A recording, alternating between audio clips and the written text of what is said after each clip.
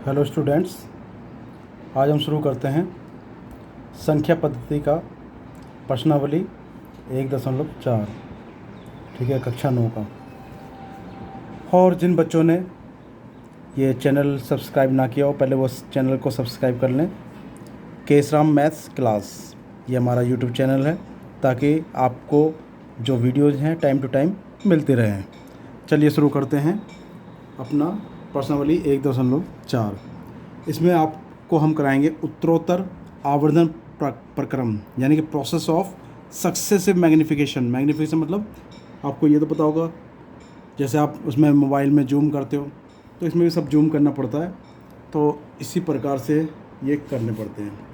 अब मैं इसको आपको एक आपकी बुक के पहले पढ़ा दूँ। क्वेश्चन क्या कहता है? क्वेश्चन में कहता है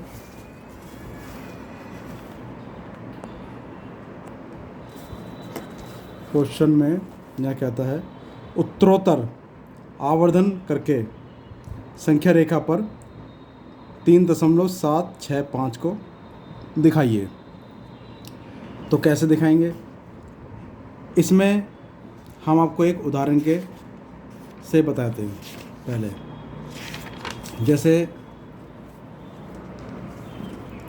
हमें 2.665 को संख्या रेखा पर दिखाना है। सबसे पहले तो हम ये जानेंगे कि 2.665 किन किन दो पूर्णांकों के बीच में पड़ेगा। तो ये पड़ेगा 2 और 3 के बीच में। ठीक है, तो हमने ये संख्या रेखा देखी, इस पर हम जैसे लेंस दिखा रहा है, इसको जूम करा तो 2 और 3 को ले आए। अब 2 और 3 को 10 बराबर भागों में बांट दिया जाएगा। जैसे 1 2 3 4 5 6 10 तक खानों में बांट दिया जाएगा। तो इसको बोलेंगे 2.1 2.2 2.3 2.4 2.5, ऐसे चलता चला जाएगा। ठीक है, अब ये 2.665 कहाँ पड़ेगा? ये पड़ेगा 2.6 और 2.7 के बीच में। तो हम इसको, जो ये आपका गिलास है मैग्नीफाइंग ग्लास, इसको हम 2.6 और 2.7 के बीच में ले आएंगे। इसको फिर ये हमने जूम करा तो यहाँ पर आ गया 2.6 और 2.7। इसको फिर 10 भागों में बांट दो।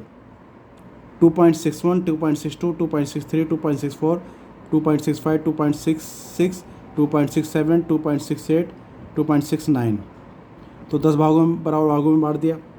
ठीक है, अब हमें जो निरूपित करना है 2.665 ये निकालना है। तो ये किसके बीच में पड़ेगा? ये पड़ेगा 2.66 और 2.67 के बीच में।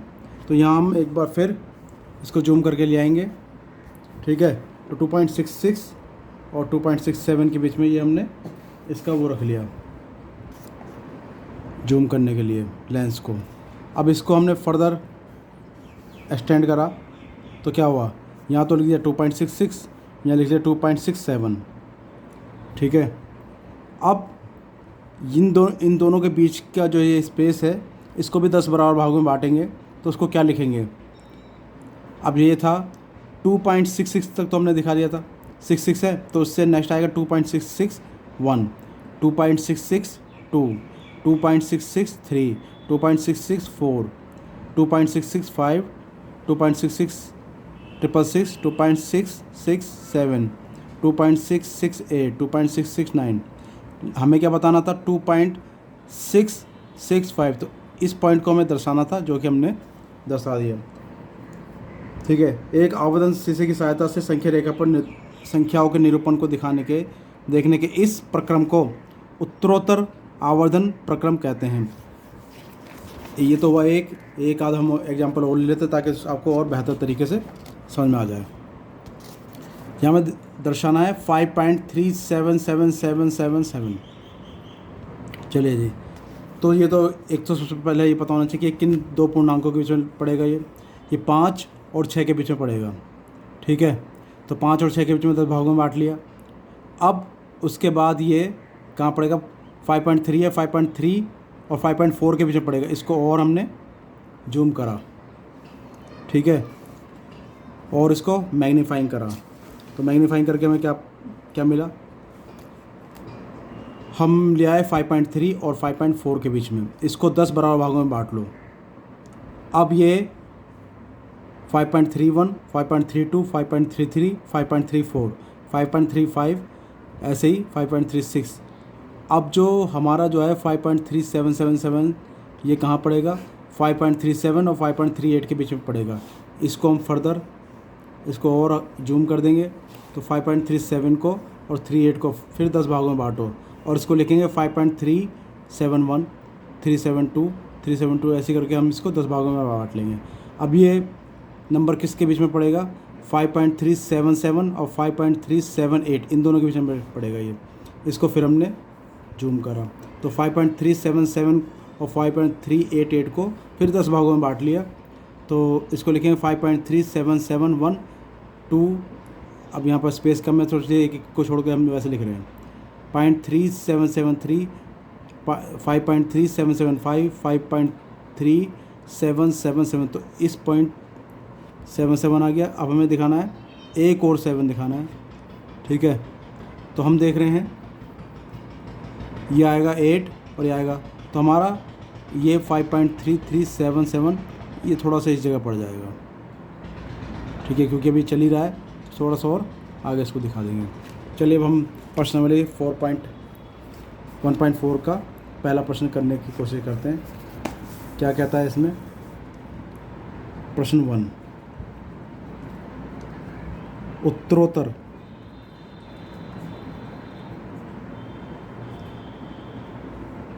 आवर्धन संख्या रेखा पर हमें दिखाना है 3.765 को दर्शाइए। चलिए जिसको करते हैं इसको दर्शाते हैं। अच्छा, जो हमने दिखाया था इसको थोड़ा सा ध्यान रखना है। हमें दिखाना है संख्या रेखा पर, तो संख्या रेखा पर हम स्केल का या यूज़ करें तो ज़्यादा बेहतर होगा। ये मैंने एक लाइन ड्रॉ कर ली, ठीक है, और यहाँ मैं मान लेता हूँ 3, 4, 5, 6।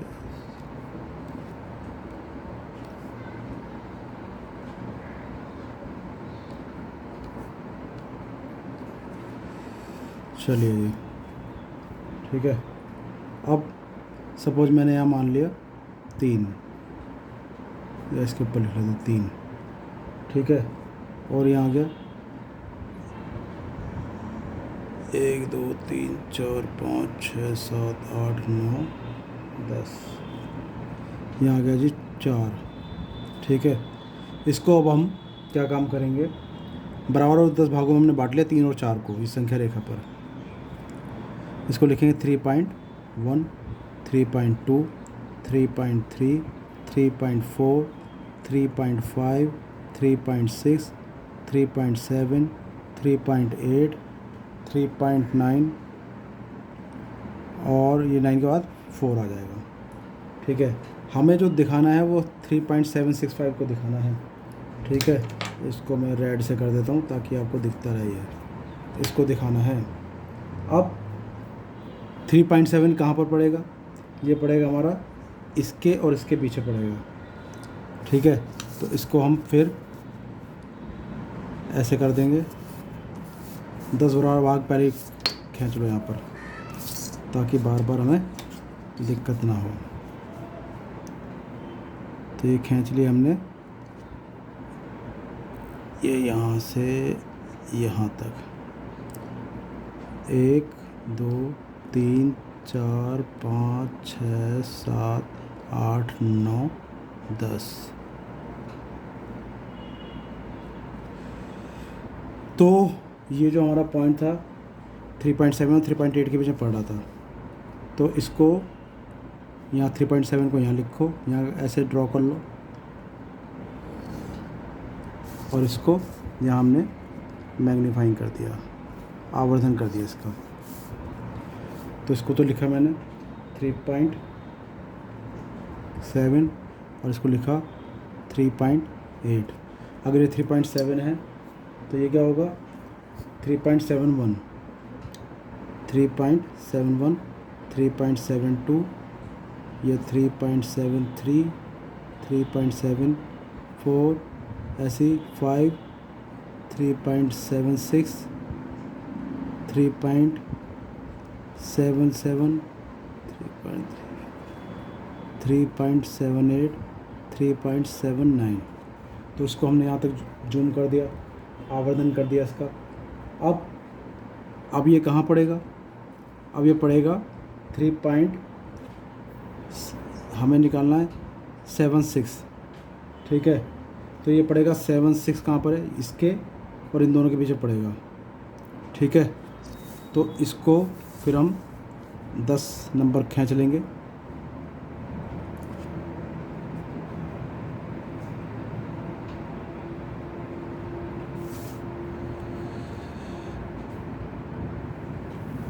ये हमने 10 नंबर खींच दिए।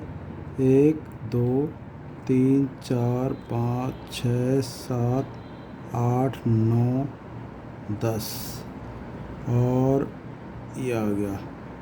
मैंने बताया था कि ये पड़ेगा 76 और 77 के बीच में, इसके और इसके बीच में पड़ेगा। तो ये मैंने इसको यहाँ से यहाँ ले गया और यहाँ से 1 2 3 4 5 6 7 8 9 10 और मैं इसको यहाँ से यहाँ ले गया, ठीक है जी। इसको क्या लिख लिया मैंने 3.76 और यहाँ लिख लिया 3.77, ठीक। अब इसको फिर हम 10 बराबर भागों में बांट दिया हमने। तो इसको हम लिख लेंगे एक बार। ये तो आएगा 3.761, 62 को छोड़ दो 63, 3.763 या फिर इसको यहाँ पर लिख लेते 3.762। एक को ऊपर एक को नीचे लिख लें तो ज़्यादा सही रहेगा। 3.764, 3.765, 3.766, 3.767 और 3.768, 3.769, ठीक है। तो हमें बताना था 3.765। तो ये हमारा 3.765 कहाँ पर आ रहा है? यहाँ पर आ रहा है ना ये। तो ये हमारा इस पॉइंट पर आ गया।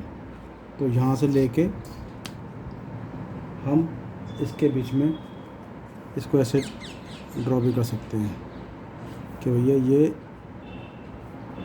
यहाँ पर आ गया। तो ये हमारा पॉइंट हो गया। चाहे तो इसको दर्शा सकते हैं ऐसे कि भैया यहाँ पर आ गया ये, ठीक है। तो अतः हमने देखा कि लगातार उपयुक्त आवर्धन से शांत दशमलव को संख्या रेखा पर निरूपित कर सकते हैं। लास्ट में लिख सकते हैं कि अतः हमने देखा कि लगातार उपयुक्त आवर्धन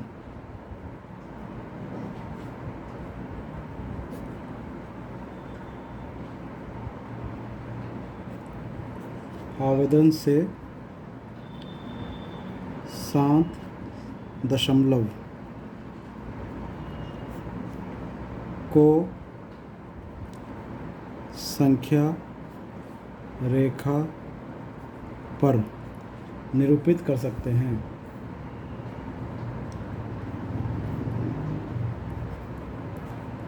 कर सकते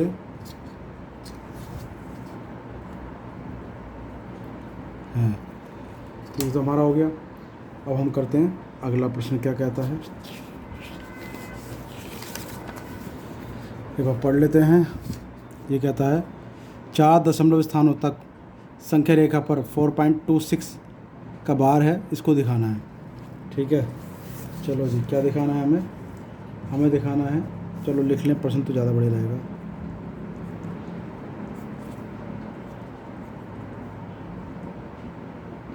1.4। ठीक है, हमें दिखाना है 4.26 4.26 का बार को दिखाना है। ठीक है, कैसे दिखाएंगे इसको, चलिए इसको करते हैं। देखो, फिर इसमें हम सबसे पहले संख्या रेखा खींचे।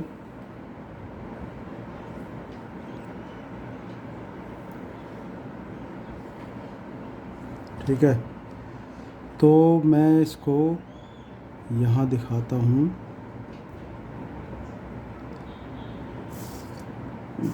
एक मिनट, ये आ गया और इसको बराबर भागों में काट लेते हैं।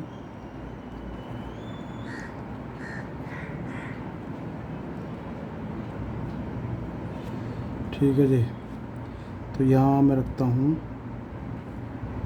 4, यहाँ रखता हूँ 5, 3, 2, 1, 0, -1, यहाँ जाएगा 6, 7, 8, 9, 10। ये हमारी संख्या रेखा है। हमें दिखाना है 4.26, और 4.26 का क्या मतलब है, इसको हम लिख सकते हैं 4.2626। ठीक है जी, 4.2626 इसको लिख सकते हैं। चलिए, तो ये हमारा इन दोनों के बीच में लाई करेगा। अब एक बार वो लाइन ड्रॉ कर लो।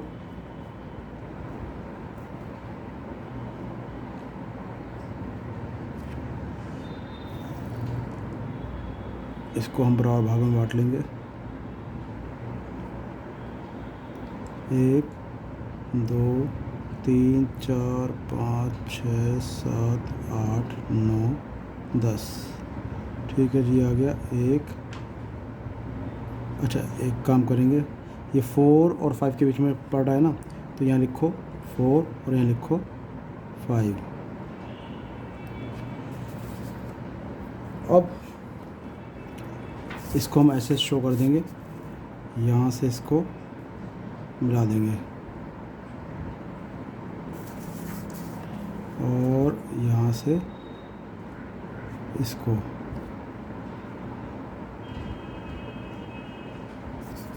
ठीक है, 4.2626 ये 4 और 5 के बीच में पड़ेगा। पहले हमने एक इसलिए इसको लिखेंगे 4.1, 4.2, 4.3, 4.4, 4.5, 4.6, 4.7, 4.8 और ये एक रह गया 4.9। ठीक है, तो ये हमने 10 भागों में बांट लिया। अब हम देखेंगे कि ये कहाँ पड़ेगा, ये 4.2 और 4.3 के बीच में पड़ेगा। चलो इसको फिर हम 10 भागों बराबर भागों में बांट लेते हैं।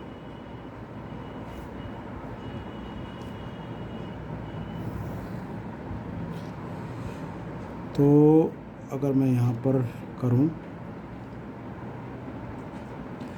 तो हमें 4.2 और 4.3 के बीच में लिखना है, तो इसको पहले लिख लो 4.2। अब 10 भागों में बांटना है, 1, 2, 3, 4, 5, 6, 7, 8, 9, 10। ये आ गया जी 4.3।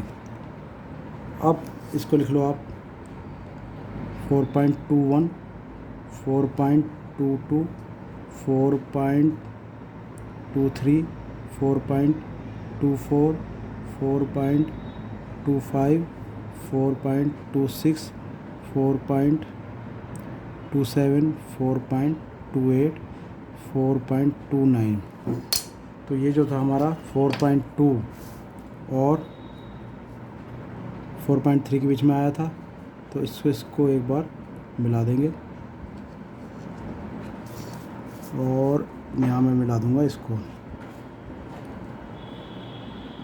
ठीक है जी, अब ये हमारा कहाँ लाई करेगा, ये करेगा 4.26 देख रहे हैं और 4.27, ये इन दोनों के बीच में पड़ेगा। इसको एक बार हम फिर लाइन खींच लेते हैं।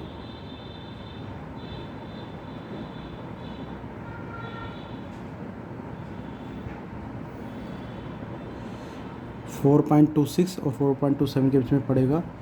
तो पहले मैं यहाँ लिख लूँ 4.26, फिर 1 2 3 4 5 6 7 8 9 10 और यहाँ लिखूँगा 4.27। ठीक है जी। इसको लिखेंगे 4.261, 4.262, 4.263, 4.264, 4.265, 4.266 और 4.267, 4.268, 4.269। ठीक है। अब हमारा ये जो है 4.262 ये आ गया। हमारा पड़ेगा 26 और 26 पड़ेगा, तो ये 4.262 और 4.263 के बीच में पड़ेगा ये। ठीक है। तो पहले तो हम इसको लिख लें, कौन सा था ये 4.26, ऐसे इसको एक बार मिला लेंगे और 4.267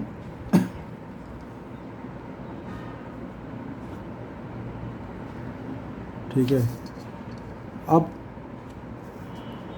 इसको मैं फिर अब ये जो पड़ेगा ये 4.262 4 इसके और इसके बीच में पड़ेगा।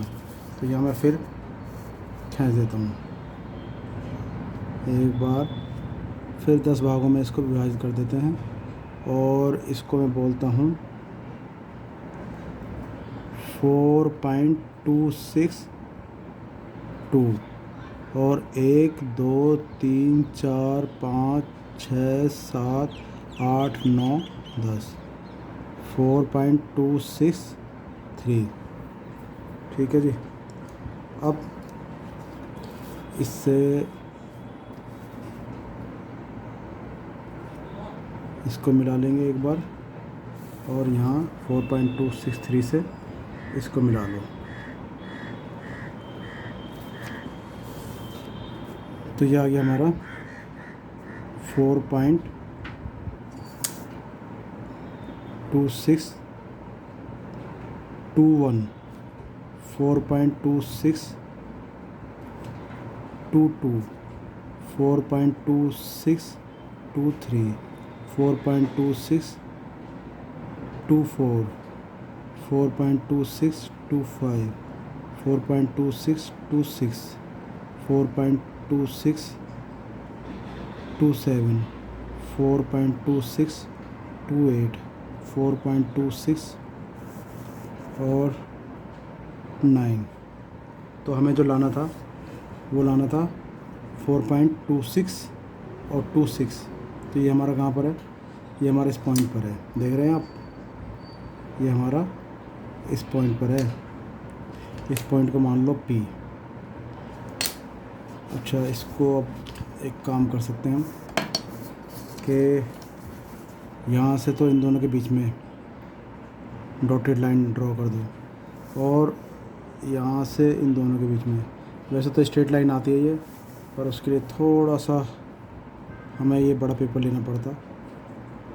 तो हमारा ये इस पॉइंट पर ये मैग्नीफाइंग होकर ये आ गया है। तो देख रहे हैं ना आप, यहाँ से जूम करते हुए आए, फिर ये जूम करते आए, ये जूम करते आए, यहाँ पर हमने ये 4.2626 प्राप्त कर लिया। ठीक है जी। चलिए जी, ये प्रश्नावली हमारी यहीं पर समाप्त हो गई है और इसके बाद करेंगे अगली प्रश्नावली। चलिए, थैंक यू।